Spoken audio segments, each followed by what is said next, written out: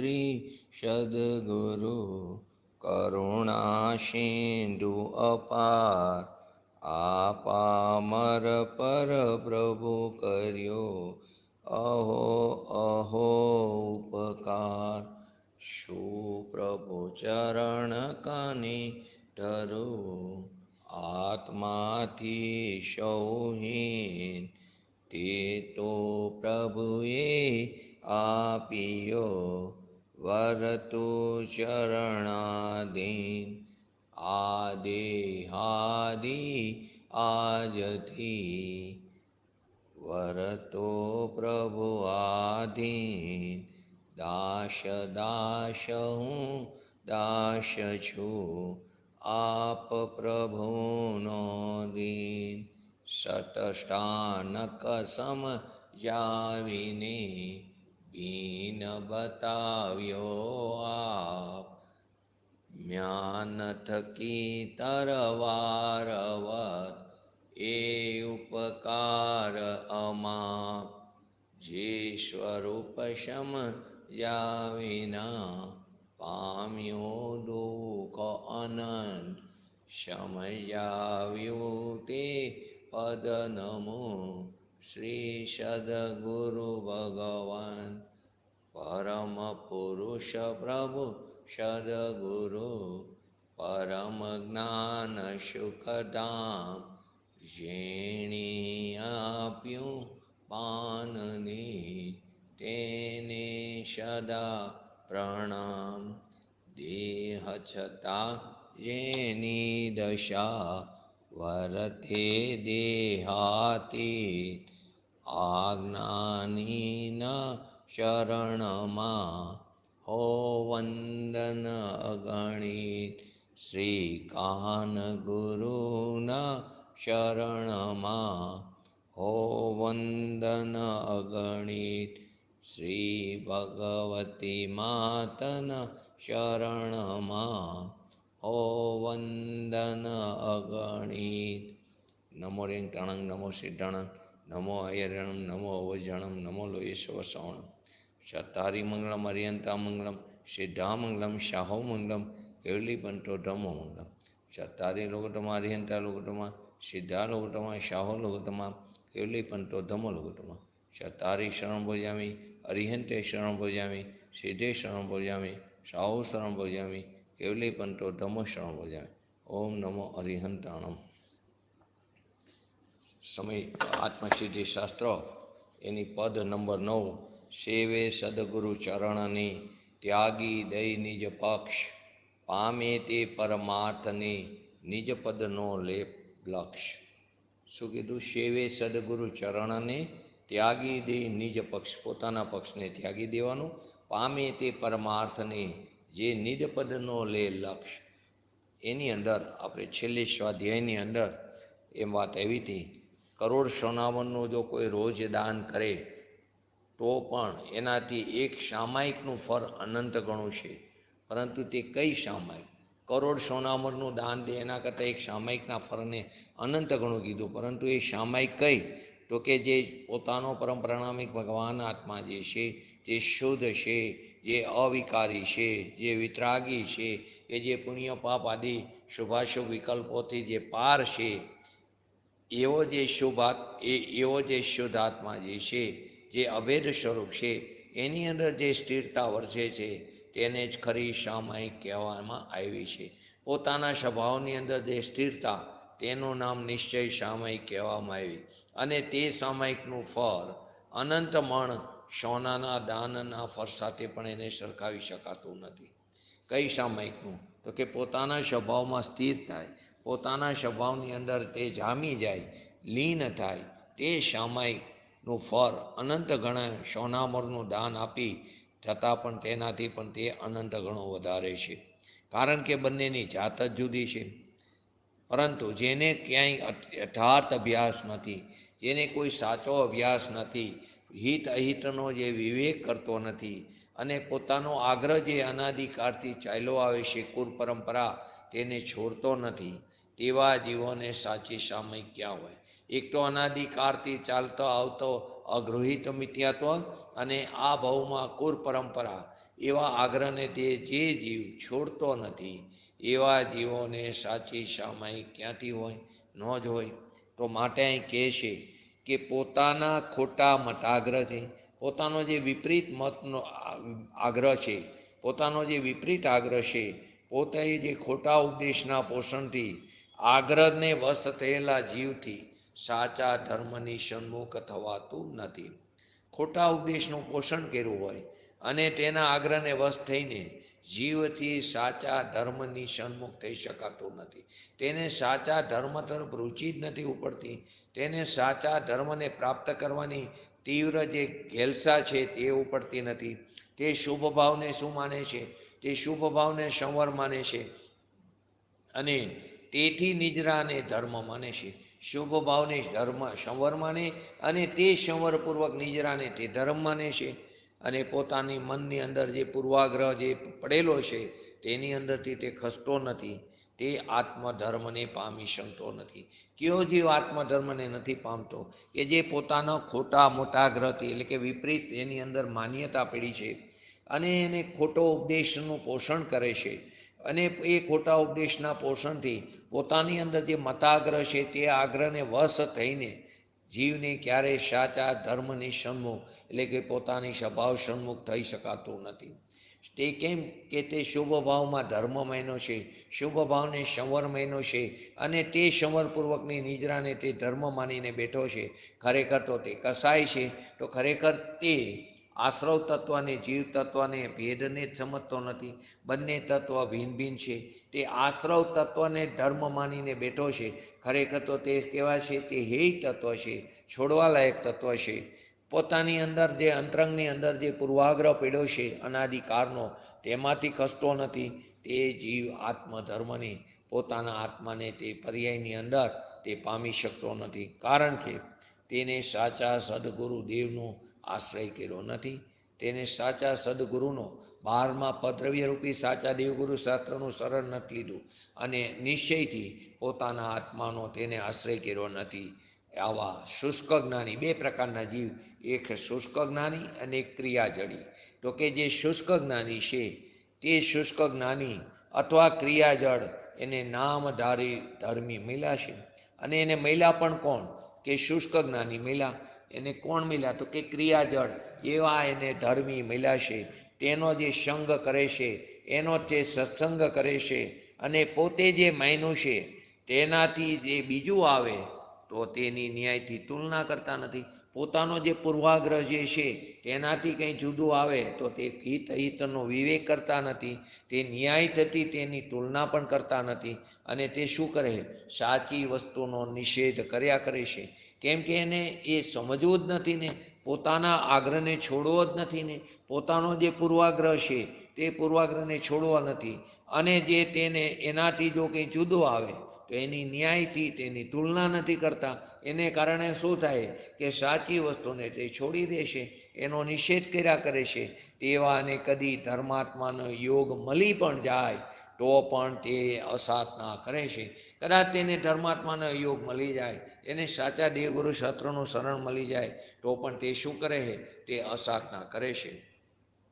વળી આવા પ્રકારનો જીવ પોતાનો સ્વચ્છંદ પોષવા માટે અધ્યાત્મ ગ્રંથો વાંચ્યા હોય, પોતાનો જે સ્વચ્છંદ છે તેને પોષવા માટે તેને શાસ્ત્રનું જ્ઞાન પણ કરે. એવા સ્વચ્છંદી જે શુષ્ક જ્ઞાની જીવ છે એવા જીવોએ એક પક્ષે નક્કી કરી લીધું છે કે પોતાના વિશે કે તે જ્ઞાનીપણું છે. કેમ કે એને અધ્યાત્મ ગ્રંથો વાંચ્યા હોય તો એકાંતે શું માની લીધું? કે હું કેવો છું? જ્ઞાની છું. વળી તેણે એમ પણ માની લીધું કે બંધ અને મોક્ષ કેવી છે? કલ્પના છે. બંધ પણ કલ્પના છે અને મોક્ષ પણ કલ્પના છે. કેમ કે આત્મા અબંધ સ્વરૂપી છે અને આત્મામાં મોક્ષ નથી.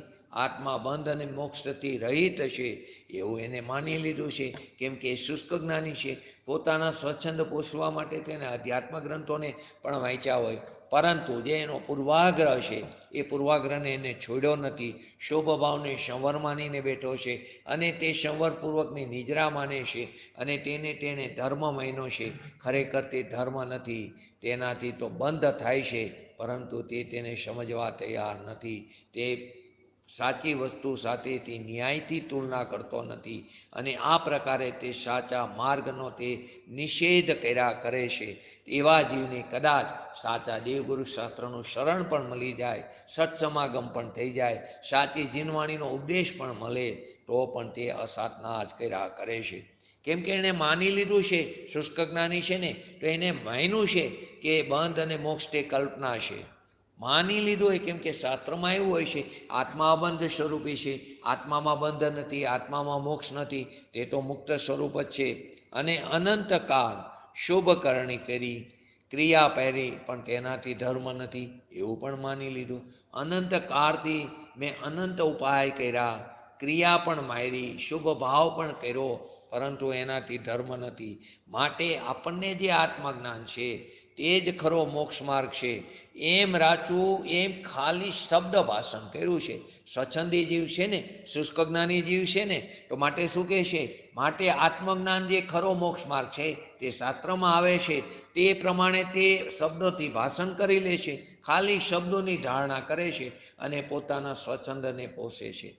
કઈ વાત કરી? શુષ્ક જ્ઞાનીની. કેવી કરી? કે તે પોતાના સ્વચ્છંદને પોષવા માટે તેને અધ્યાત્મ ગ્રંથો વાંચ્યા હોય. એવા સ્વચ્છંદી શુષ્ક જ્ઞાની જીવોએ એક પક્ષે એને નક્કી કરી લીધું કે પોતે જ્ઞાની છે. વળી તેણે એમ પણ માની લીધું કે બંધ અને મોક્ષ કલ્પના છે, અનંતકાળથી શુભ ભાવ કર્યો, ક્રિયા પાણી, પરંતુ તેનાથી ધર્મ નથી. માટે આપણને જે આત્મજ્ઞાન થાય એ જ ખરો મોક્ષ માર્ગ છે અને તેની અંદર જ આપણે સ્થિર થવું, એની અંદર જ લીન થવું, એમ માત્ર ખાલી શબ્દથી ભાષણ કર્યું, એમ માત્ર શબ્દની ધારણા કરી અને તે શું કરે છે? પોતે પોતાના વિશે જ્ઞાનીપણું માની લીધું છે અને પોતે સ્વચ્છંદમાં તે રાચે છે. તે સ્વચ્છંદની અંદર નાચ કરે છે. જે અભિપ્રાય માટે અનંતવાર તપ વ્રત કર્યા, તપ કરી, ક્રિયા કરી અને નવપૂર્વનું અથાગ જ્ઞાન કર્યું, છતાં આત્માનો જે અતિન્દ્રિય અનંત પુરુષાર્થ છે તેની જે જાત છે એની પ્રગટ દ્રશા થયા વિના ગમે એટલું શાસ્ત્રનું જ્ઞાન કરે, 11 અંગ અને 9 પૂર્વનું જ્ઞાન કરે, અથવા કુગુરુના કહેલા અભિપ્રાયથી પોતાનો આત્માનો અભિપ્રાય પલટી ગયો છે એમ માની લે, એના ઉપર વજન ન દેવું, એના ઉપર ક્યારે વજન ન દેવું. શું કહે છે? જે અભિપ્રાય માટે તેને અનંતવાર વ્રત કર્યું, અનંતવાર તપ કરી, અનંતવાર ક્રિયા કરી, કયા અભિપ્રાય માટે?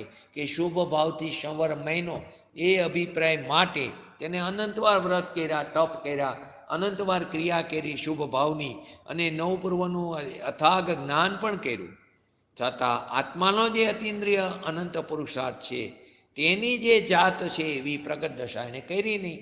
એક થયા વિના માત્ર એને શાસ્ત્રનું વાંચન કર્યું, પોતાની વિતરાગ દશા પ્રગટ કરી નહીં, પોતાનો અતિન્દ્રિય આનંદ તો અંદર પીડ્યો છે તે તરફ તેને દ્રષ્ટિ કરી નહીં, કે જેના માટે એને અનંત પુરુષાર્થ જોઈ એવો પુરુષાર્થ એને ઉપાડ્યો નહીં, અને માત્ર શાસ્ત્ર વાંચનથી કે કુગુરુના કહેલા અભિપ્રાયથી, કુગુરુએ જે અભિપ્રાય કીધો તે અભિપ્રાયથી પોતાનો આત્માનો અભિપ્રાય પલટી ગયો છે.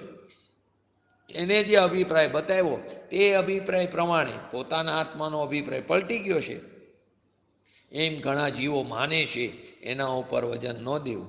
માટે શ્રીમદજી કહે છે વારંવાર કે જીવ જગતના અભિપ્રાય પ્રત્યે જોઈને, આપણે બધા આ જ ભૂલ કરી છે, જીવ જગતના અભિપ્રાય પ્રત્યે જોઈને પદાર્થનું જ્ઞાન પામ્યો છે. જીવ શું કરે? જગતનો અભિપ્રાય કે બધા લોકો શુભ ભાવ કરે છે, બધાય વ્રત કરે છે, તપ કરે છે, બધાય યાત્રા કરે છે, તો એનાથી ધર્મ થાય છે અને લૌકિકમાં એને ધર્મી પણ કહે છે કે એ ઘણો ધર્મ કરે છે.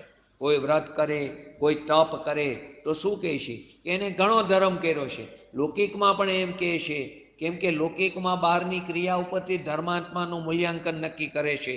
તો એ જગતના અભિપ્રાય પ્રત્યે જોઈને પદાર્થનું જ્ઞાન પામ્યો છે કે વસ્તુ સ્વરૂપ આમ છે, પણ જ્ઞાનીના અભિપ્રાય પ્રત્યે જોઈને, પરંતુ જ્ઞાનીનો અભિપ્રાય શું છે, એનો કહેવાનું તાત્પર્ય શું છે, એ અભિપ્રાય પ્રત્યે જોઈને તેણે આત્મ પદાર્થનો બોધ, એટલે આત્મ પદાર્થનું જ્ઞાન એટલે કે સ્વધર્મને તે પામ્યો નહીં. એણે જગતનો અભિપ્રાય જોયો, જગતના શુષ્ક જ્ઞાનીનો અભિપ્રાય જોયો, જગતના ક્રિયાજળ જીવોનો અભિપ્રાય જોયો, જગતના વિપરીત અભિપ્રાયવાળા જીવોનો અભિપ્રાય જોયો. એ અભિપ્રાય જોઈને તેને પદાર્થનું જ્ઞાન કર્યું કે ભાઈ નહીં, શુભ ભાવથી ધર્મ થાય, વ્યવહાર કરતાં કરતાં નિશ્ચયની પ્રાપ્તિ થાય. તો આવું અનંત વાર તે આવી રીતે વસ્તુ સ્વરૂપનું જ્ઞાન કર્યું, પરંતુ તે વિપરીતતા છે. તેણે આત્માને ખરેખર યથાર્થ જાણ્યો નથી. પણ એને કેમ? તો કે એણે ક્યારેય જ્ઞાનીના અભિપ્રાય પ્રત્યે જોઈને પોતાના આત્મ સ્વરૂપનું જ્ઞાન ન કર્યું, સ્વધર્મને પામ્યો નહીં. માટે જ્ઞાનીની આજ્ઞા વડે આત્મા જેમ છે, માટે આ જ્ઞાનીએ જે આજ્ઞા કરી છે તે આજ્ઞા વડે આત્મા જેમ છે તેમ જણાય. તો જ્યાં જેમ યોગ્ય છે તેમ પુરુષાર્થ થયા વિના નહીં રહે.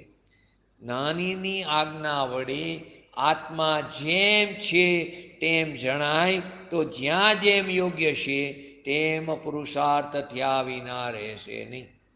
જ્ઞાનીની આજ્ઞા વડે આત્મા જેમ છે તેમ જણાય, તો જ્યાં જે રીતનું યોગ્ય છે ભૂમિકા અનુસાર તે પ્રમાણે પુરુષાર્થ ઉપડ્યા વગર નહીં રહે. તો જ્ઞાનીની આજ્ઞાનું પાલન કરવું પડે. કેમ કે જ્ઞાનીએ સાચા વસ્તુ સ્વરૂપનું જ્ઞાન બતાવ્યું છે, એનો રસ્તો બતાવ્યો છે, તેને પામવાની વિધિ બતાવી છે. તો જ્ઞાનીની આજ્ઞા પ્રમાણે આત્મા જેમ છે તેમ જણાય, જેમ છે તેમ જણાય, તો ત્યાં જે પ્રકારે યોગ્ય છે તે પ્રમાણે પુરુષાર્થ થયા વગર રહેતો નથી. તો વીર્ય ઉપડે, કેમ કે રુચિ થઈ ને, રુચિ અનુસાર વીર્ય, તો વીર્ય ઉપડે તો કાર્યની પ્રાપ્તિ થયા વગર રહેતી નથી. કેમ? તો કે જે વસ્તુની કિંમત જણાય ને, જે વસ્તુની ગરજ જણાય ને, તે વસ્તુની પ્રાપ્તિ ગમે તે ભોગે કરી છે. લૌકિકમાં પણ આપણને જે વસ્તુની કિંમત જણાય કે આપણા માટે ખૂબ અગત્યની છે, એની ગરજ હોય આપણને, તો તે વસ્તુની પ્રાપ્તિ આપણે કોઈ પણ હિસાબે કરી. નાનામાં નાનો છોકરો હોય તે પણ એને એની વસ્તુને, એને રમકડું જોતું હોય તો એ રમકડાની પ્રાપ્તિ કરવા માટે એના મા બાપને ઘણી રિક્વેસ્ટ કરે, વિનંતી કરે, કાકલુદી, એમની ભાષામાં કહી તો કાકલુદી કરે, પરંતુ ન માને તો છેલ્લે રોવે, પણ અંતે લઈને છૂટકો કરે. તો ગરજ જાય ને, એને એ વસ્તુની કિંમત થઈ, તો એ કિંમત થઈ, એની ગરજ જણાણી, તો એ વસ્તુની પ્રાપ્તિ તે ગમે તે ભોગે કરે છે. મોહને વશે ગમે તે ભોગે ઈષ્ટ વસ્તુ માટે. મોહને કારણે એને એના પ્રત્યે મોહ છે, એના પ્રત્યે રાગ છે, એ રાગને વશે ગમે તે ભોગે તે ઈષ્ટ વસ્તુની પ્રાપ્તિ કરવા તે પ્રયત્ન કરે છે, અને કરે છૂટકો છે. કેમ કે એને તે પ્રકારનો મોહ ત્યાં છે, એ પ્રકારનો રાગ છે, તે રાગના ભોગે તે ગમે તે ભોગે તે ઈષ્ટ વસ્તુની પ્રાપ્તિ કરે છે. જેવી રીતે અહીં એક્ઝામ્પલ આપ્યું છે, બળતા ઘરમાં પોતાના બાળકને બચાવવા. કોઈ એનું ઘર બળી રહ્યું છે અને નાનો બાળક અંદર છે, તો એ બાળકને બચાવવા અગ્નિની અંદર પણ ઝુકાવે છે. કેમ કે એના પ્રત્યે મોહ છે ને. એનો અર્થ એમ નથી કે ન ઝુકાવું, પરંતુ અહીં તો એક સમજવા માટે દ્રષ્ટાંત આપ્યું છે. અહીં એનો અર્થ એમ નથી કે ન ઝુકાવું, ક્રમબદ્ધ પર્યાયમાં યથાર્થ શ્રદ્ધા રાખવી, એમ કહેવાનો અહીં અત્યારે મતલબ નથી. ખરેખર તો એમ જ થાય છે, પરંતુ અહીં અત્યારે એમ કહેવાનો મતલબ નથી. કેમ કે લોકોને એટલે જૈન ધર્મ સેલ્ફિશ લાગે છે, સ્વાર્થી લાગે છે. ખરેખર તેમ નથી. તે પ્રયત્ન તો કરવાનો પોતાના છોકરાને બચાવવાનો, પરંતુ ત્યાં અભિપ્રાયમાં રહેવું જોઈએ કે આ સમયે આ છોકરો જો બચશે તો તે તેની યોગ્યતાને કારણે, તેના આયુકર્મને કારણે, નિમિત્ત રૂપે એનું આયુકર્મ છે તે કારણે બચશે, મારે કારણે બચતો નથી, એ સાચો અભિપ્રાય છે. પરંતુ તે સમયે બચાવવા માટે તે પ્રયત્ન કરે છે, તે અગ્નિની અંદર કૂદી પણ પડે છે. તેવી રીતે આત્મા અનંત કાળમાં અનંત પ્રકારના પુરુષાર્થથી એને કર્યો છે, પરંતુ એને પ્રાપ્ત થયો નથી. આપણને પ્રાપ્ત નથી થયો. અનંત કાળથી રખડી છે, અનંત પ્રકારનો પુરુષાર્થ પણ કર્યો, અનંત પ્રકારના રસ્તા પણ અજમાવ્યા, પરંતુ આપણને વસ્તુ સ્વરૂપની પ્રાપ્તિ થઈ નથી. એવું પરમાત્મ તત્વ જેમને તેમ બેસે, રુચિ થાય, ઓળખાણ થાય, જેવું છે તેવું એને આત્મતત્વ, જ્ઞાનીએ કહેલો આત્મતત્વ જેમ છે તેમ યોગ્ય રીતે જણાય, એને ખરેખર અંતરંગ રુચિ થાય, એની ઓળખાણ થાય, એટલે વસ્તુ સ્વરૂપની યથાર્થ જાણે, તો જગતની બધી સગવડતાનો રાગ, મમતા તજીને તેના અભ્યાસની પ્રવૃત્તિ કેમ ન થાય? જગતની જે બધી સગવડતા છે ને એ સગવડતાનો ત્યાગ કરવાનું નથી કીધું. એ સગવડતાનો રાગ અને એ સગવડતાની મમતા, એ સગવડતા જે અનુકૂળ સંયોગો છે ને એ અનુકૂળ સંયોગો પ્રત્યેનો રાગ, એ અનુકૂળ સંયોગો પ્રત્યેની મમતા, એને ત્યજીને એના અભ્યાસની પ્રવૃત્તિ કેમ ન થાય? 100% થવી જોઈએ. પરંતુ કોને? કોને? તો કે જેને જ્ઞાનીએ બતાવેલું આત્મતત્વ જેમ છે તેમ યથાર્થ બેસે, એની રુચિ થાય, ઉપરની રુચિ નહીં અંતરંગ રુચિ થાય, એને એની ઓળખાણ થાય, તો જગતની બધી સગવડતાનો રાગ, બધી સગવડતાની મમતા ત્યજીને તેને અભ્યાસની પ્રવૃત્તિ કેમ ન થાય? ક્યાં અભ્યાસની? સ્વ અભ્યાસની, પોતાના સ્વાધ્યાયની પ્રવૃત્તિ કેમ ન થાય? જો અનંત સામર્થ્ય વડે જે પદ પ્રગટ થાય છે, અનંત સામર્થ્ય હોવું જોઈએ અંદર, અને દરેક જીવ પાસે એવું અનંત સામર્થ્ય પડ્યું છે, પરંતુ તેને પ્રાપ્ત કરવા માટે અનંત પુરુષાર્થની જરૂર પડે છે. એ અનંત સામર્થ્ય વડે જે પદ પ્રગટે છે તે મફતમાં, તે ધારણામાં પ્રાપ્ત થઈ જતું હોત તો બધાય ધર્મને પ્રાપ્ત કરી શકે. માટે કહે છે સત સરળ છે, સર્વત્ર છે, સુંદર છે. એમ તો બરાબર, પરંતુ સાથે કેવું છે? સત કેવું છે? કઠિન પણ છે. તો કે સત સરળ પણ છે અને કઠિન પણ છે. સરળ કોને માટે? કે જે પોતાના સ્વભાવ ઉપર દ્રષ્ટિ કરે, એને કોઈના શરણની જરૂર નથી, તે પોતાના આત્મ સ્વભાવના આશ્રય તેને તેની પ્રાપ્તિ થયા વગર રહેતી નથી.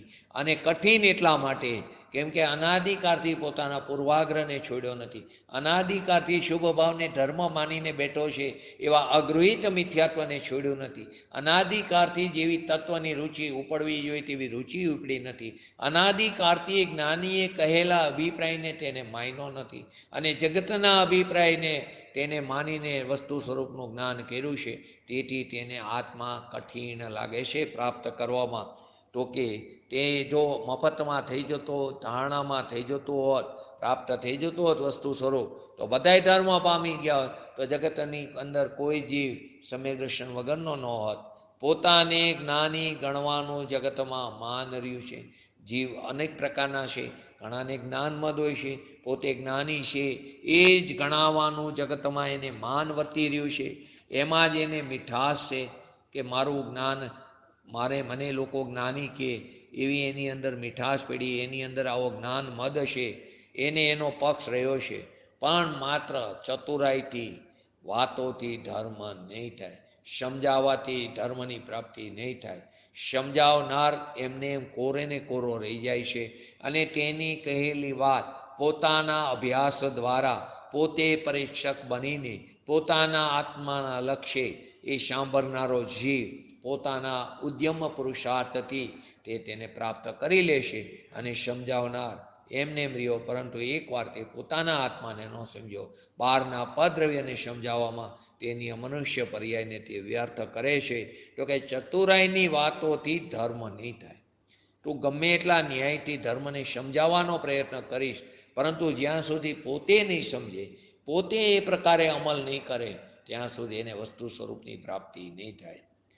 કોઈ નિમિત્ત ઉપર વજન આપતું હોય કે આવું નિમિત્ત હોય તો ધર્મ થાય, કોઈ નિમિત્ત ઉપર વજન આપતું હોય કે સાચા દેવગુરુ શાસ્ત્રનું શરણ હોય તો જ એને ધર્મની પ્રાપ્તિ થાય, નવ તત્વની શ્રદ્ધા હોય એને ધર્મની પ્રાપ્તિ થાય, તો એને ત્યાં નિમિત્ત ઉપર વજન આપ્યું છે. અને કોઈ એમ માની લે કે ગુરુને કારણે જો ધર્મની પ્રાપ્તિ કરો, માટે ગુરુનો માન સન્માન હોવું જોઈએ, એનો વિનય વિવેક હોવો જોઈએ. ગુરુની આજ્ઞા વગર કંઈ થતું નથી. લૌકિકમાં, વ્યવહારમાં, ભૂમિકા અનુસાર એ પ્રકારનો વિનય વિવેક હોય છે, પરંતુ અભિપ્રાયમાં હોવું જોઈએ કે ગુરુને કારણે મને મારું જ્ઞાન નહીં થાય, મને મારું જ્ઞાન, મારું આત્મજ્ઞાન મારા સ્વભાવના લક્ષ્ય પ્રગટ થશે. બહારના પદ્રવ્ય રૂપી ગુરુ તે નિમિત્ત હોય છે, પરંતુ તેને કારણે મારા આત્માની પ્રાપ્તિ નહીં થાય. એને કારણે જે જ્ઞાન થાય છે તે જ્ઞાન પરલક્ષી જ્ઞાન છે, તેનાથી આત્મિક જ્ઞાનની પ્રાપ્તિ નહીં થાય. માટે કોઈ નિમિત્ત ઉપર વજન આપતો હોય કે આવું નિમિત્ત હોય તો જ ધર્મ થાય, કે ધર્મ જ્યારે પણ જીવને પ્રગટ થાય છે ત્યારે તેને સાચા દેવગુરુ શાસ્ત્ર જ નિમિત્ત રૂપે હોય છે. નિમિત્તને ગોતવા નથી જવા પડતા. માટે આવું નિમિત્ત હોય તો ધર્મ થાય. અમારે તો ધર્મની પ્રાપ્તિ કરવી છે, પરંતુ અમને તો યોગ્ય નિમિત્ત નથી મળતા, અમને વિતરાગી ગુરુ નથી મળતા. તું તારા સ્વભાવનો મહિમા કર તો એવા સંયોગો પણ ઓટોમેટિક ગોઠવાઈ જાય છે. 5 સમવાય ગોતવા નથી જવા પડતા, 5 સમવાયના ચોકઠા ત્યાં ગોઠવાઈ જાય છે. તે પણ પૂર્વાગ્રહની કલ્પનાથી. સાચું નિમિત્ત જે સત્પુરુષ છે, પૂર્વાગ્રહની કલ્પનાથી ખરેખર સાચું નિમિત્ત જે સત્પુરુષ છે ને, પૂજ્ય ગુરુદેવ શ્રી જેવા, એની ઓળખાણ વિના, સાચી જિજ્ઞાસા વિના એની ઓળખાણ નથી. ઓળખાણ એટલે પૂજ્ય ગુરુદેવ શ્રીને તો આપણે બધા ઓળખીએ છીએ, પરંતુ એમને કહેલા તત્વની વાતને આપણે વિચારતા નથી ને, તો માટે તે ખરેખર તેની ઓળખાણ નથી. પૂજ્ય ગુરુદેવશ્રીને આપણે ઓળખી જ ન શીખા, એમના હૃદયને જ આપણે ઓળખી ન શીખા. તો કેમ? તો કે આપણને કાર્યની પ્રાપ્તિ નથી થઈ. જો તેમના હૃદયને યથાર્થ રીતે ઓળખા હોય તો કાર્યની પ્રાપ્તિ થાય. તો એનો અર્થ એમ કે એમણે કહેલી વાતને આપણે અમલમાં નથી મૂકી, આપણે ખાલી એક કાનેથી બીજા કાને કાઢી નાખી છે. તો કે તેમની ઓળખાણ વિના, એને કારણ કેમ?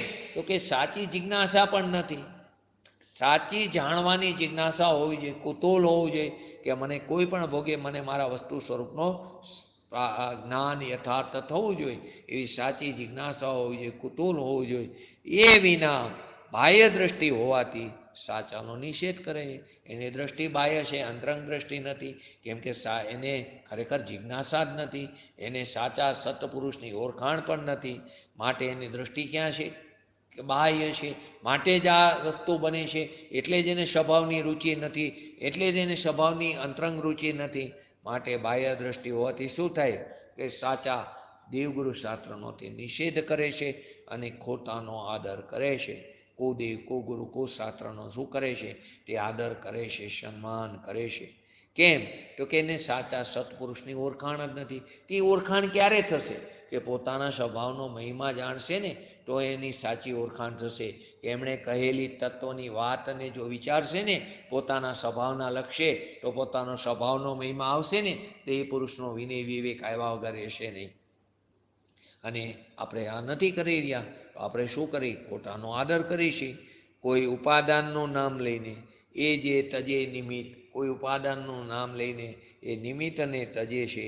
એ પણ એમ સૂચવે છે કથન માત્ર વાતોથી, શાસ્ત્ર જ્ઞાનથી, ધારણાથી નાનીપણો માનતો હોય તે આત્મજ્ઞાનને પામી ન શકે. કોઈ વળી શાસ્ત્રમાં જાણપણો હોય, સંયુક્ષ્મ જ્ઞાનનો ઉઘાડ હોય, તો એમ કે કોઈ ઉપાદાનનું નામ લઈ એ જે તજે નિમિત્ત, તો કે નિમિત્તથી કાર્ય નથી થતું. નિમિત્તની હાજરી છે, ઉપાદાનનું નામ લે છે કે પોતાની યોગ્યતાથી, પોતાની ઉપાદાનની લાયકાતથી એને વિતરાગ દશા પ્રગટ થાય છે. એ સૂચવે છે કે તે કથન માત્ર વાતોથી, ખાલી વાતોથી, શાસ્ત્ર જ્ઞાનથી, તે ધારણાથી પોતે પોતાને જ્ઞાનીપણું માનતો હોય એ પણ આત્મજ્ઞાનને પામી શકતો નથી. તે શબ્દ ભાષણ છે, એને યથાર્થ ભાવ ભાષણ નથી. હજી જે જીવને પ્રથમ ભૂમિકાની જ ખબર નથી અને એકાંત પકડી લે, ખરેખર તો સમ્યક એકાંત પકડવાનું છે, પરંતુ એને વસ્તુ સ્વરૂપની જ ખબર નથી, પોતાની ભૂમિકાની ખબર નથી, પોતે ક્યાં અત્યારે ઊભો છે, ક્યાં ગુણસ્થાનમાં ઊભો છે, ક્યાં એનો પગ છે અત્યારે એ ખબર નથી. અને એકાંતે પકડી લે કે નિશ્ચયથી આત્મા જ આત્માનો ગુરુ છે.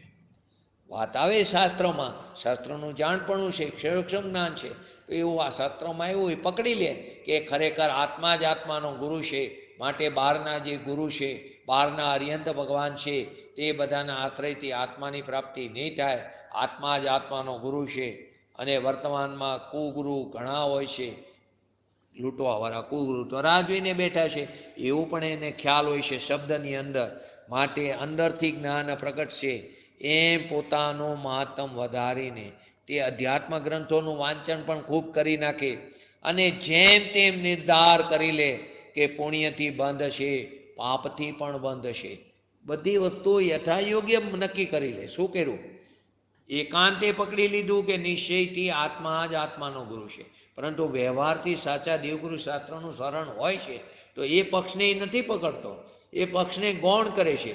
ગૌણ કરતો નથી, એ પક્ષનો અભાવ કરે છે. ખરેખર તો એ પક્ષનો એને ગૌણ કરવાનો હોય છે. પરંતુ તે પક્ષને માનતો નથી. નિશ્ચયથી એકાંતથી એવું પકડી લીધું કે આત્માનો ગુરુ આત્મા જ છે. તો કે વર્તમાનમાં કુગુરુ પણ ઘણા છે. અંદરથી જ્ઞાન પ્રગટે છે એટલે પોતાનું મહિમા વધારીને મહાત્મ વધારીને શબ્દની અંદર તે અધ્યાત્મ ગ્રંથો વાંચે અને જેમ તેમ નિર્ધાર કરી લે કે પુણ્યથી પણ બંધ પડે છે, પાપથી પણ બંધ પડે છે. અને શાસ્ત્રમાં કીધું છે કે આત્મા તો પરમાર્થી કેવો છે? અબંધ સ્વરૂપી છે. માટે આપણને બંધ નથી.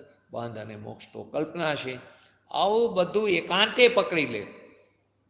જીવને અનાદિથી જે ભ્રમ થયો હતો તે ભ્રમ હવે આત્મામાં નથી. જીવને અનાદિકાળથી જે ભ્રમ હતો કે શુભ ભાવથી ધર્મ થાય છે, સંવર થાય છે, તે ભ્રમ આત્માની અંદર તો નથી. એમે આપણે ચોક્કસ માન્યું છે. કોણ કે જેને એકાંતે પક્ષ પકડી લીધો છે તેને એને એવું માની લીધું કે અમે તો આવું ચોક્કસ માન્યું છે. વરી રાગ દ્વેષ પુણ્ય પાપ તો જીવના પણ નથી, માટે હું તો શુદ્ધ છું. આવું એને માની લીધું છે ચોક્કસ રીતે કે ભાઈ આ બધું તો મારે અનાદિથી ભ્રમ હતો, એ ભ્રમ તો આત્મામાં નથી. ભ્રમ તો આત્મામાં નથી. આત્મા તો શુદ્ધ છે, બુદ્ધ છે, અવિકારી છે, બંધ અને મોક્ષની કલ્પનાથી રહિત છે, રાગદ્વેષથી રહિત છે, પુણ્ય પાપ જીવના નથી. માટે હું શુદ્ધ છું. પરંતુ એને આચાર્ય કહે છે તું તારી વર્તમાન અવસ્થા વિશે તો નજર કર. તારી વર્તમાન અવસ્થામાં અલ્પજ્ઞતા છે, તારી વર્તમાન અવસ્થામાં પામરતા છે, એના ઉપર તો તું દ્રષ્ટિ કર. તું અત્યારે એવું માની લેશ એકાંતે, તો એકાંતે તું માન નહીં. તારી પર્યાય ઉપર પણ નજર કર કે તારી પર્યાયમાં અલ્પજ્ઞતા છે. એનો ટાળવાનો પ્રયત્ન તારા સ્વભાવના જોરે થશે, પરંતુ તે અલ્પજ્ઞતાને તું સ્વીકાર. જો નહીં સ્વીકાર, સ્વચ્છંદી બની જઈશ, તો એને તું ટાળવાનો પ્રયત્ન કેવી રીતે કરીશ? વળી કોઈ કારણ વિશેષથી શાસ્ત્રમાં દાન દયાનું વિશેષપણું કીધું. કોઈ કારણ એવું વિશેષ કારણ હોય તો નિમિત્ત કારણ હોય અથવા કોઈ અપેક્ષાથી શાસ્ત્રમાં દાનનું દયાનું એમાં વિશેષપણું કીધું હોય, તથા દેવગુરુ શાસ્ત્રની ભક્તિ આદિ પુણ્યના પરિણામ પણ કીધા હોય શાસ્ત્રની અંદર. પરંતુ એનું પ્રયોજન શું છે? એનું અંતર આશય સમજ્યા વિના તેની માલિની પુણ્યરૂપ પ્રવૃત્તિ રાખીને, પોતે જે માની લીધી છે ને કે આ પુણ્યરૂપ પ્રવૃત્તિ છે, એ પુણ્યરૂપ પ્રવૃત્તિ રાખીને જગત પ્રત્યે તિરસ્કાર કરવામાં, ટીકા કરવામાં માનાદિનું તે પોષણ કરે છે. પોતે જે પુણ્યરૂપ પ્રવૃત્તિ માની છે તે પ્રકારે તે આચરણ કરે છે. પરંતુ જગત પ્રત્યે તે પ્રવૃત્તિ રાખીને જગત પ્રત્યે શું કરે છે? પોતે જે માની છે તે સિવાયની જે શુભ ભાવની પ્રકૃતિ છે, તે શુદ્ધ ભાવની જે પ્રવૃત્તિ છે તે પ્રવૃત્તિમાં તે તિરસ્કાર કરે છે. તેની ટીકા કરવામાં તે માન રાગ દ્વેષ આદિ માન આદિનું તે પોષણ કરે છે. આ પ્રકારના પણ જીવો હોય છે. શાસ્ત્રમાં દાનનું દયાનું ત્યાં વિશેષપણું ક્યાં કીધું છે. દેવગુરુ શાસ્ત્રની ભક્તિ આદિ પુણ્યના પરિણામ પણ કીધા છે શાસ્ત્રમાં. કોઈ કારણ વિશેષથી તો તેનું પ્રયોજન સમજવું જરૂરી છે. તે કહેવાનો અંતર આશય આચાર્યનો શું છે તે સમજવું જરૂરી છે. વળી કોઈ એમ માને કે આત્મા તો તદ્દન શુદ્ધ પવિત્ર છે. કોઈ એવું માની લે કે આત્મા કેવો છે? તદ્દન શુદ્ધ અને પવિત્ર છે. ત્રણ કારમાં ભૂલ નથી. ત્રણ કારમાં ભૂલ નથી, માત્ર ભ્રમ હતો. આત્મા તો ત્રણેય કાર કેવો છે? ત્રિકાર શુદ્ધ છે, એની અંદર ભૂલ નથી. તે તો ખાલી ભ્રમ હતો. વિષય પરિણામ પાપના છે અને વિષય આદિ ન ભોગવવાના પરિણામ પુણ્યના છે, તે મારા નથી. વિષયના જે પરિણામ થાય તે પાપના છે અને વિષય આદિ ન ભોગવવાના જે પરિણામ છે તે પુણ્યના છે, તે મારા નથી. હું તો કેવો છું? વિતરાગી છું, અરાગી છું. તો તે વાત પરમાર્થે તો સાચી છે. તે વાત પરમાર્થે જુઓ તો બરાબર છે. પરમાર્થે જુઓ તો આત્મા ત્રણેયકાર કેવો છે? શુદ્ધ પવિત્ર છે. એની અંદર તો કોઈ ભૂલ નથી. ભૂલ ક્યાં થાય છે? તો એ તો પર્યાયમાં થાય છે. પરંતુ એ પર્યાય તારી પોતાની છે ને, એ સ્વીકારતો નથી. તો તું વેદાંતી બની જઈશ. તારી પર્યાયમાં થાય છે રાગ દ્વેષ, તું એને સ્વીકારતો એને ટાળવાનો પ્રયત્ન થશે. તો કે ત્રણ કારમાં ભૂલ નથી, પરમાર્થે વાત સાચી છે. સ્વભાવમાં ભૂલ નથી, ત્રિકારી શુદ્ધ સ્વરૂપમાં ભૂલ નથી. એ તો માત્ર ભ્રમ હતો. પરંતુ વિષય પરિણામ પાપના છે અને વિષય આદિ ભોગવવાના પરિણામ પુણ્યના છે. તે મારા નથી, તે મારામાં નથી, એટલે કે આત્મામાં નથી. હું તો કેવો છું? વિતરાગી છું, અરાગી છું, હું તો અક્રિય છું, અબંધ સ્વરૂપી છું, બંધ અને મોક્ષની કલ્પનાથી રહિત છું, પુણ્ય પાપના વિકલ્પથી રહિત છું, શુભાશુભ ભાવોથી રહિત છું, કર્મોથી પણ હું રહિત છું. એ વાત પરમાર્થે સાચી છે. તે સ્વભાવને કોઈ નિમિત્તનો સંબંધ નથી. તે સ્વભાવને કોઈ પણ પ્રકારના નિમિત્તનો તેને સંબંધ નથી. પણ એવી સ્થિર અંતરદશા થયા વિના રાગની રુચિવાળાનું જ્ઞાન શા કામનું? પરંતુ આવી અંતરદશા પ્રગટ થવી જોઈએ ને, એ તો પ્રગટ નથી થઈ. તો આવી અંતરદશા થયા વિના જેની અંદર રાગની રુચિ પડી છે એના જ્ઞાનનું શું કામ? કોઈ જ કામનું નથી. કેમ કે અંદર તો શું છે? માન આદિની કામના પડી છે. માનમત છે, જ્ઞાનમત છે, એની કામના છે. એની અંદર સંસ્કારની વાસના પડી છે. એની અંદર મોહ રાગ દ્વેષ અંદર વર્તે છે. તો તેઓને ઘણા શાસ્ત્ર જ્ઞાનનું નિષ્ફળપણું છે. ગમે એટલું શાસ્ત્રનું જ્ઞાન કર્યું હોય તો તેને ત્યાં નિષ્ફળપણું છે. તથા ઘણા શુભ પરિણામ ક્રિયાકાંડનું પણ ત્યાં નિષ્ફળપણું છે.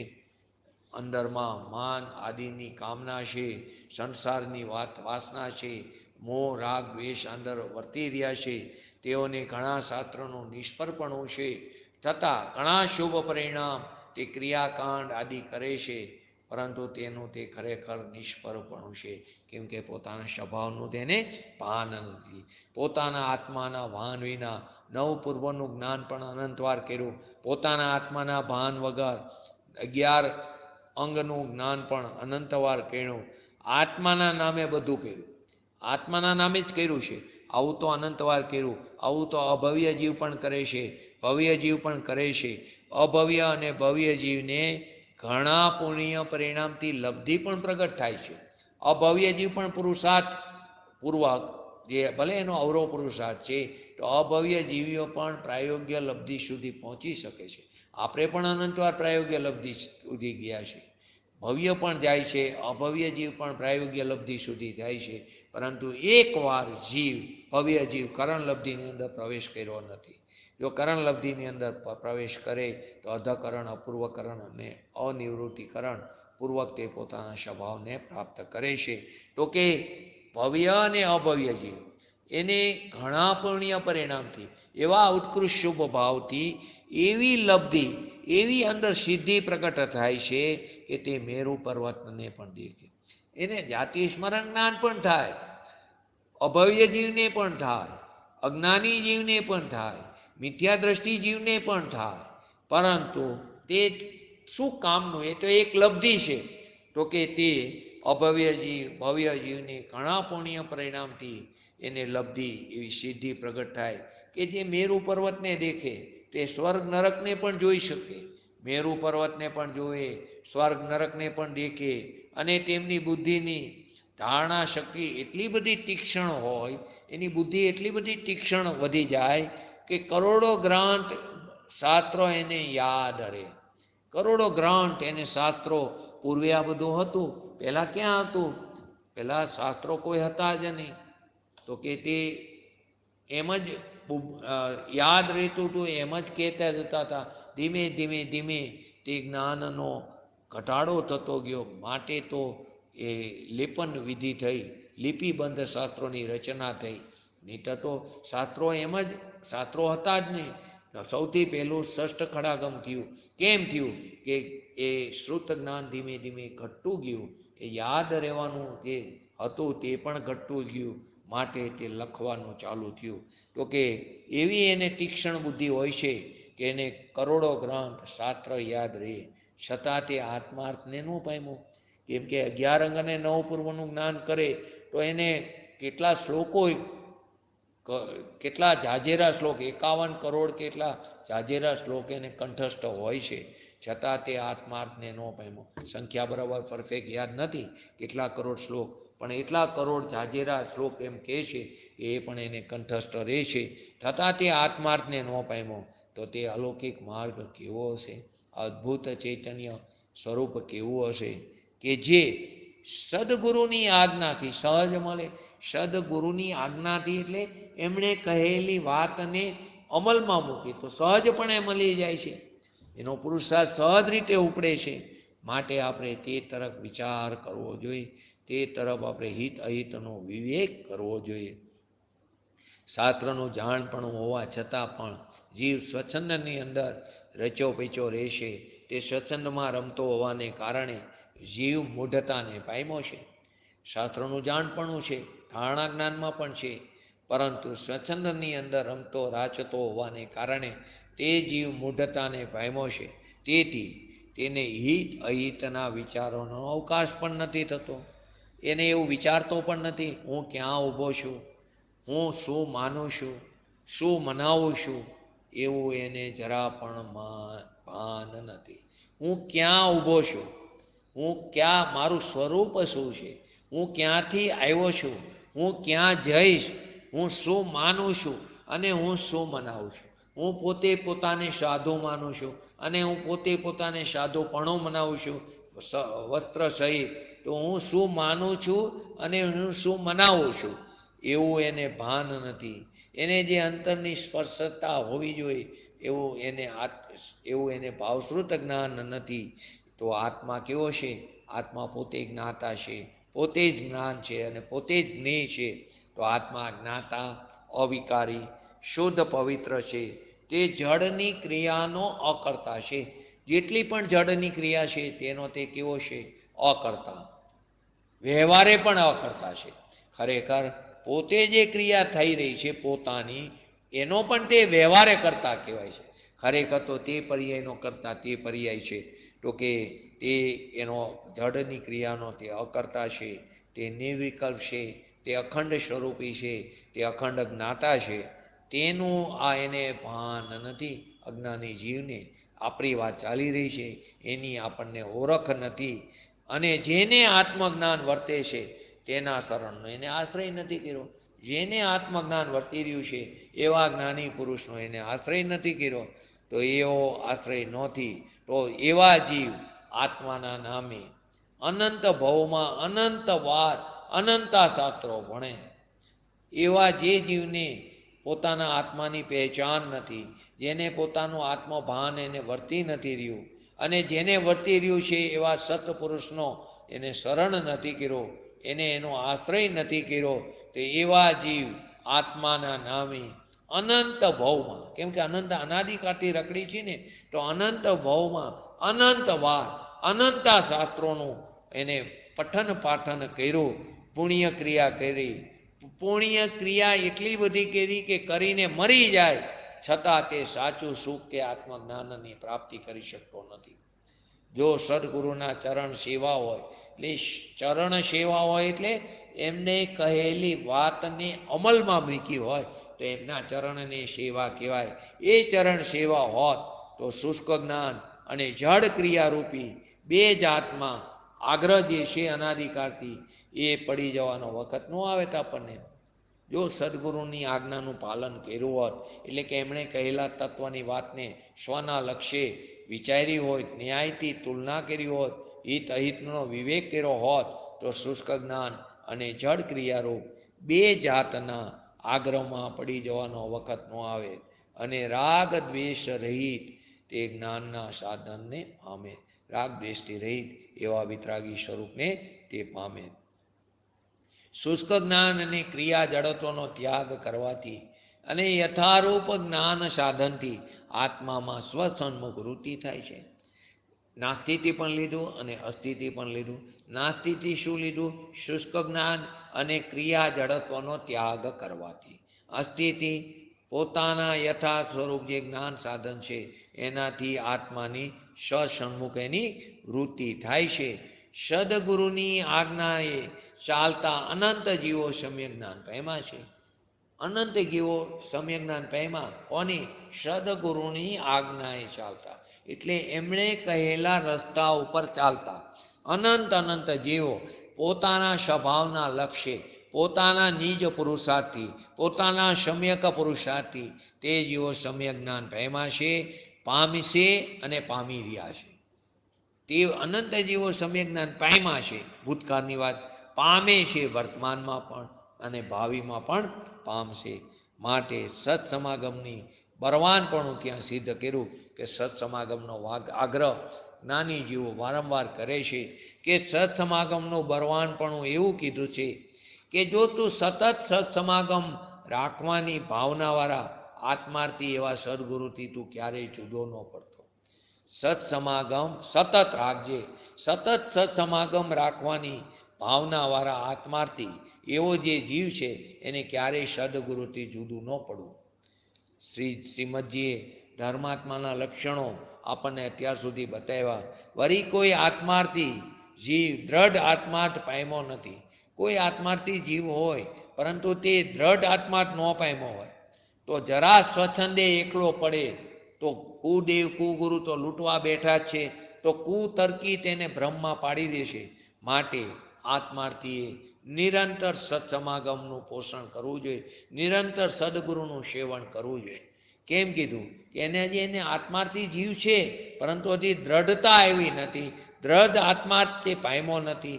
તો જરા સ્વચ્છંદે જો એકલો પડી જશે તો એને ફોલી કાવાવાળા જીવોનો તૂટો નથી, તો કુતર્કી તેને બ્રહ્મા પાડી દેશે. માટે એવા આત્માર્થી જીવે કે જેને હજી દ્રઢતા થઈ નથી યથાર્થ, એવા આત્માર્થીએ નિરંતર સત્સમાગમ સદગુરુનું સેવન કરવું જોઈએ. માટે શાસ્ત્રોમાં ખગ પક્ષીનું અને બાર પક્ષીનું દ્રષ્ટાંત દે છે. શું કહે છે? એકલું બાર પક્ષીને ઉડતું દેખીને ખગ પક્ષી તેની ઉડવાની પાંખ તોડી નાખે છે.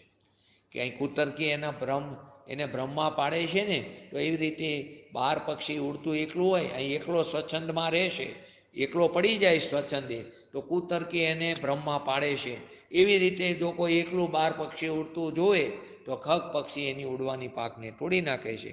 તેમ આત્માર્થીને આત્મવિકાસ કરતો જોઈને કુતર્કી એના સાધક ભાવને તોડી નાખે છે. માટે સતત સત્સમાગમની પ્રેરણા આપે છે. માટે શાસ્ત્રોમાં ઠામ ઠામ સદગુરુનો પરિચય રાખવાનો અને તેમની આજ્ઞાએ વર્તવાનો ઉપદેશ આપણને આપી રહ્યા છે. સદગુરુના સમાગમથી શું થાય છે? માન આદિના દોષો તરે છે, માન મદ તરે છે, જ્ઞાન મદ તરે છે, પ્રાયશ્ચિતની ભાવના થાય છે અને પોતાનું અધિક આત્મહિત થાય છે. પોતાનું હિત એનાથી વધે છે. એને કારણે પરિણામોમાં પલટો આવે છે પોતાની યોગ્યતાથી, પરંતુ નિમિત્ત રૂપે સાચા દેવગુરુ શાસ્ત્રનો સમાગમ હોય છે. કદી ક્ષેત્રથી એકલો પડી ગયા, કદાચ કોઈ કારણે ક્ષેત્રથી એકલો પડી ગયો હોય તો પણ ભાવથી જુદો ન પડતો. ક્ષેત્રથી એકલો પડી ગયો હોય પણ ભાવથી જુદો ન પડે, પણ ગુરુ આજ્ઞા માથે ચડાવીને આજ્ઞામાં વર્તે. ભલે ક્ષેત્રથી જુદો પડી ગયો પણ ભાવથી જુદો ન પડે ને ગુરુએ જે આજ્ઞા કીધી છે, એટલે કે એમણે જે વસ્તુ સ્વરૂપ બતાવી છે તે પ્રમાણે તે વર્તન કરે. તે જાણે છે કે મારાથી સદગુરુ વધારે અનુભવી છે. ક્યારે એને માનબદ્ધ નહીં થાય. મારાથી સદગુરુ કેવા છે? વધારે અનુભવી છે. માટે એમની કહેલી આજ્ઞાનું ક્યારેય ઉલ્લંઘન નહીં કરવું. તો મુખ્ય માર્ગ ગુરુગમ અને સદગુરુનો વિનય છે એ વાત પૂરેપૂરી સત્ય છે. એનો પરમાર્થ અર્થ શું થાય છે? યથાર્થ આત્મજ્ઞાનનો આનંદ, જે પોતાનો સ્વાધીન અનુભવ છે, પોતાનો સ્વભાવ તથા પરભાવોથી જુદાઈનો જે વિવેક છે તે અતિન્દ્રિય છે. તે કેવો છે? અતિન્દ્રિય તો કરો, પરંતુ કેવો છે? સહજ છે, પોતાથી જુદો ન પડે તેવો છે. શું વાત બતાવી? મુખ્ય માર્ગ ગુરુગમ અને સદગુરુ. એનો વિનય જે છે એ વાત 100% સત્ય છે. એનો પરમાર્થી અર્થ શું થાય છે? કે યથાર્થ આત્મજ્ઞાનનો આનંદ, જે પોતાનો સ્વાધીન અનુભવ છે. બીજું, સ્વભાવ તથા પરભાવથી જુદાઈનો જે વિવેક છે, જે ભેદજ્ઞાન સહજ રીતે વર્તી રહ્યું છે, તે અતિન્દ્રિય છે, તે સહજ છે, પોતાથી જુદું ન પડે તેવું છે. જેને આત્મજ્ઞાનનું લક્ષ્ય વર્તે છે તેને સંસારના કોઈ અન્ય ધર્મની ઈચ્છા ન કરે. જેને આત્મજ્ઞાનનું લક્ષ્ય વર્તે, હજી આત્મજ્ઞાન પ્રાપ્ત નથી થયું પણ આત્મજ્ઞાનનું લક્ષ્ય વર્તે છે, તે સંસારના કોઈ અન્ય ધર્મની તે ઈચ્છા નથી કરતો. કેમ? કે એને સાચા માર્ગ બતાવવાવાળા ગુરુનો સત્સમાગમ છે, તેની આજ્ઞાનું તે પાલન કરી રહ્યો છે. માટે તે સંસારના કોઈ અન્ય ધર્મની તે ઈચ્છા ન કરે, તેનો ખોટો સમન્વય પણ ન કરે. તેનો ખોટો સમન્વય પણ ન કરે. એમણે કહેલી વાત ને આપણી વાત બધુંય સરખી છે એવો ખોટો સમન્વય પણ ન કરે. વિતરાગનો યથાર્થ માર્ગ છે, એનાથી કોઈ કિંચિત વિપરીત કહે તો તે ન માને. કિંચિત, સાવ વિપરીતની તો વાત નથી, થોડું ઘણું પણ વિપરીત આવે તો તેને ન માને. તેમ યથાર્થ માર્ગનો તે નિષેધ પણ ન કરે. બે વાત, અસ્થિથી યથાર્થ માર્ગનો નિષેધ ન કરે અને કિંચિત માત્ર પણ જો વિપરીત વાત આવે તો તે તેને ન માને. કોઈ એમ માને કે ગમે તેવા ધર્મગુરુ હોય પણ તેનામાં જો શાસ્ત્રનું જાણપણું હોય તો એનાથી ધર્મ પામી શકાય, તો એ મોટામાં મોટી ભૂલ છે. એ તો ગમે ક્ષયક્ષમ જ્ઞાની પણ હોય જીવ, કે તેને શાસ્ત્રનું જાણપણું હોય તો એનાથી ધર્મ પામી શકાય, તો કે નહીં, તે ભૂલ છે. આત્માનો જેને અનુભવ ન હોય તેને ગુરુ માનીને તેનાથી કલ્યાણ થાય એમ માનવું તે જીનેશ્વરની આજ્ઞાનું ખરેખર ઉઠાપન છે. શું વાત કરી? ખરેખર સાચા જ્ઞાનીની દેશનાથી સમ્યક દર્શનની પ્રાપ્તિ થાય છે. તે દેશના નિમિત્ત રૂપે છે. ખરેખર તો થાય છે પોતાની ઉપાદાનની લાયકાતથી, કોઈ વિપરીત વાતથી, એટલે કે વિપરીત અભિપ્રાયવાળા જીવોથી ક્યારેય આત્માનું કલ્યાણ થતું નથી. પરંતુ સત્સમાગમ ભલે આત્મજ્ઞાનનું લક્ષ્ય હોય, આત્મજ્ઞાન ન થયું હોય, પરંતુ આત્મજ્ઞાનનું લક્ષ્ય હોય તો એ લક્ષ્યપૂર્વક પોતાના સ્વભાવની પ્રાપ્તિ કરવાનો યથાર્થ પુરુષાર્થ ઉપાડવો જોઈએ. શાસ્ત્રનું જાણપણું હોય કોઈ પાસે, તેમ માની લે કે ગમે તે ધર્મગુરુ હોય પણ શાસ્ત્રનું જાણપણું હોય તો એનાથી મને મારા આત્માની પ્રાપ્તિ થશે, તો તે ક્યારેય આત્માની પ્રાપ્તિ કરી શકતો નથી. ઝેર ખાવાથી અમૃત ન પામીશ. ઝેર ખાવાથી અમૃતની પ્રાપ્તિ ન થાય. ધર્માત્મા ખોટાને ખોટું કે એ ઝેરને ઝેર જ કે, અમૃતને અમૃત કે. સમાજનું સમતોલન બગડી જાય તો ભલે બગડી જાય, પરંતુ ગુરુદેવના પ્રવચનમાં વારંવાર આવે નાગા બાવાથી આગા હારા. કેમ કે સમાજનું સમતોલન બગડી જાય ને તો પણ એ તો જે સત્ય છે તેને સત્ય જ કે, તે ક્યારેય તેનો વિચાર કરતા નથી. તો શું કે ધર્માત્મા ખોટાને ખોટું કે, અસત્યને અસત્ય કે, એની અંદર એમાં દ્વેષ નથી.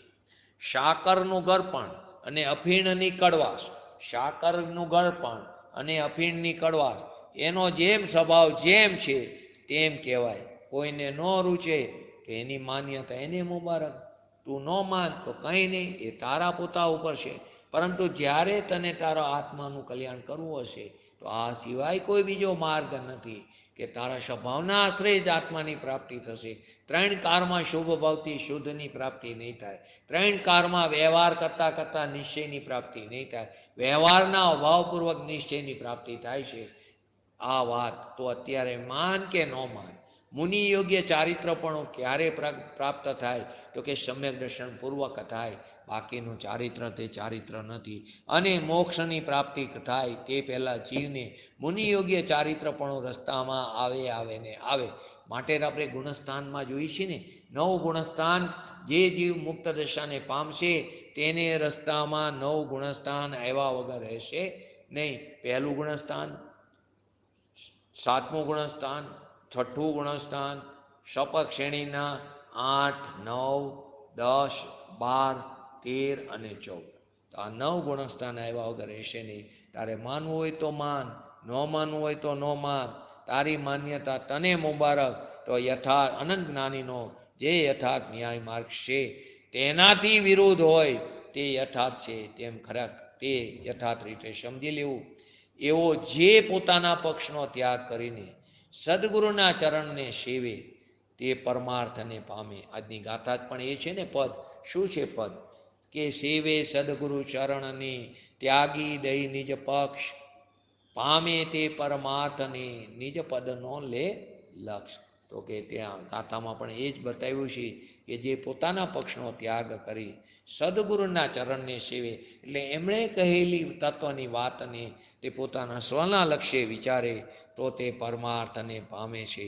આવી વાત જ્ઞાની જીવો પોતાની સહજ દશામાં નિષ્કરણ કરુણા ભાવથી આપણને બતાવી રહ્યા છે. તે કરુણા ભાવથી, દયા ભાવથી આપણને તે બતાવી રહ્યા છે. તે એમ કહે છે કે બધા જીવો તે આત્મજ્ઞાનને પ્રાપ્તિ થાય, આત્માને પ્રાપ્તિ થાય એવી કરુણા ભાવથી તે આપણને બતાવી રહ્યા છે. માનવું કે ન માનવું એ આપણા હાથની વાત છે. આપણે પણ પૂજ્ય ગુરુ ઋષિએ બતાવેલા રસ્તા ઉપર ચાલી આપણે આપણી પર્યાયમાં શીઘ્ર ને શીઘ્ર વિતરાગતા પ્રગટ કરી એવી પરમ વિરલ ભાવના સાથે આજનું વ્યક્તિત્વ પૂરું કરું છું. જય જિનેન્દ્ર. બોલો જીનવાણી સ્તુતિ.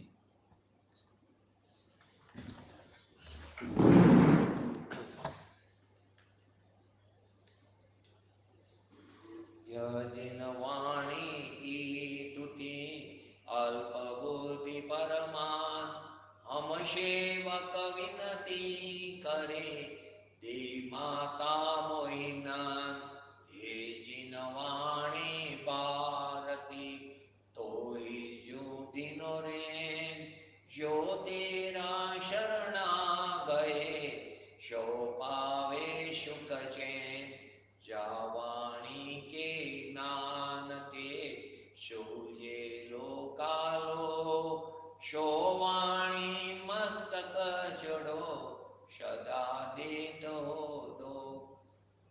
नमो रिंगणं नमो सिद्धणं नमो ऐरणं नमो अवचणं नमो लोहि शवसावणं चतारि मंगलम अरियंता मंगलम सिद्धा मंगलम साहु मंगलम केवली पंतो धर्मो चतारि लोकतमा अरियंता लोकतमा सिद्धा लोकतमा साहु लोकतमा केवली पंतो धर्मो चतारि शरण भोजामि अरियंते शरण भोजामि सिद्धे शरण भोजामि साहु शरण भोजामि केवली पंतो धर्मो शरण भोजामि. बोलिए श्री पंच परमेष्टि भगवंतोनो जय हो. बोलिए श्री जिनवाणी मातनो जय हो. बोलिए श्री परम विद्या परमोपकारी सद्गुरु देवनो जय हो. बोलिए श्री प्रसन्न मूर्ति भगवती मातनो